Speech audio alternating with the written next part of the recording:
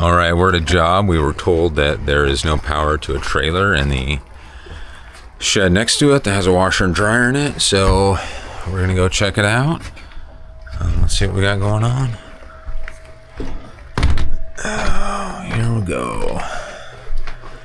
This is different. We're gonna go and flip this around. So you can see they have some interesting wiring for things that have been just gotten rid of below. Honestly, considering it's not terrible, but we're gonna go and take a look and see if something isn't working properly. Here we go. All right. We got nothing. Nothing on this side. 120 there. Nothing coming in on that side. So we have no power coming in on half of this. So no matter what they do here, that whole side has no power. So that's a power coming in issue. This could be a POD thing. So we have no power coming in on half the circuit. So what that means is we need to check to see where the meter base is, and if there's a disconnect there, which there should be, and we're going to see if something is wrong at that point. If not, it's between point A and point B, and then we'll put the cover back on later once we know whether we can try to get power here or not. So we're going to go check that out. All right, we're outside looking for power and looking for a meter base, which oddly enough I can't seem to find yet. So I'm going to keep looking. We'll let you know if we find anything, and there should be a meter base with the disconnect on it, but so far we found nothing. The wires appear to be coming from underground, which would make sense, but unfortunately if there's no meter base and no panel to disconnect stuff, then I'm kind of out of luck on me fixing their issue. All right, so I can't believe this, but I was like, there's got to be a meter base somewhere. So we found them, and it's on the property next door. There's a whole host of meter bases over there. So I need to figure out how I can access that, because yeah, there's no access right here. I'm gonna have to walk through whatever's going on with that property to get to it. That's got to be the spot. So we're gonna, it looks like that thing's all locked up, so I don't even know if I can access anything without the PUD. So I contacted the PUD, so somebody should be on their way, and then we'll be able to check that to see what's going on there. But that's super sketch. Anyways, wish me luck. We'll make our way in here. I believe this may be the power. We're just gonna see here. That top left one appears to be working. We don't see, they put lot numbers on these, so we have no freaking clue what's going on here. We have 3 that are working. That one says 148 Victoria.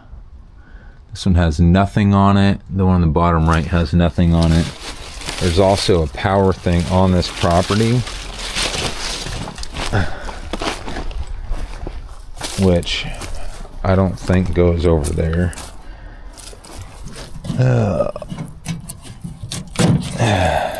Let's see. That's a 200 amp. And is anything labeled? Of course not. Those are turned off though. We have the bottom one turned on. That's a 2-pole 50. What's going where? I have no idea. The power in that place looked bigger than that. So anyways, we're going to check it out, see what we can find out. All right, so what we went ahead and did is we crawled into this, snuck into this little spot with the meter bases, and we went ahead and checked them. The PUD came out and showed us what one went to the home over there, the travel trailer, or not really a travel trailer, kind of like a mobile home is probably the best word for it. So this is the guy right here. And so what we went ahead and did is they told us the power worked. So if you can see underneath here, those guys are both a bit rusty. So I went ahead and sprayed some de-rust stuff on them and then tightened them down and checked the power using this tool right here. So we went ahead and basically put the black part right over here, and then with the other side we put it directly onto the wire while it was on underneath there. And so just to make sure that we had 240 volts, so, or sorry, 120 on each side is what we did.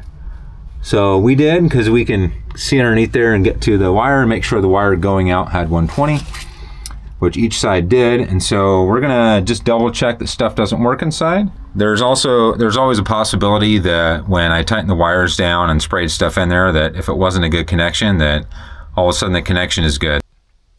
So we went and checked the panel and found that the wire at the panel was different than the wire at the meter base, and the wire was going underground. So that basically means that there's a 90-95% chance that the wire's junctioned.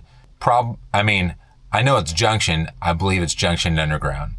Anyways, so the recommended solution is to find somebody that's willing to dig for less than what I would dig for and find that wire underground, and then I can fix the junction, or to install new power there with a overhead service with a 6x6 post, which is required in that area, with a new meter base and new power that would then be dug in a lot shorter trench to the travel trailer. Anyways, that's it.